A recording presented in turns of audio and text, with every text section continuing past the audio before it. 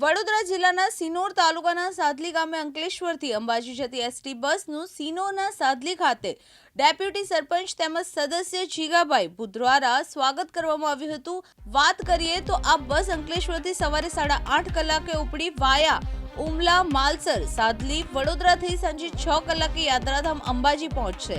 માલસરના અસા Narmada bridge પરથી પ્રથમ ST બસનો પ્રારંભ કરવામાં આવતા લોકોમાં ખુશી વ્યાપી જવા પામી છે। જ્યારે અંકલેશ્વર ડેપો દ્વારા અંકલેશ્વરથી અંબાજીની એસટી બસ શરૂ કરાઈ છે। સાદલી ગ્રામ પંચાયતના ડેપ્યુટી સરપંચ સંકેત પટેલ દ્વારા તિલક કરી ફૂલહાર ચડાવી નારિયેળ ફોડી એસટી બસનું સ્વાગત કરાયું હતું।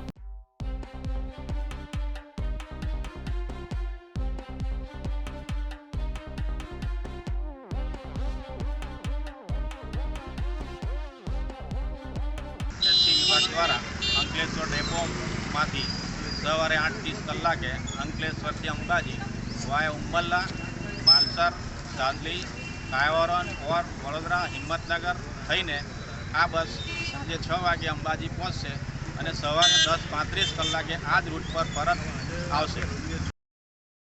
फेस खत्री दिव्यांग न्यूज़ सिनोर वडोदरा।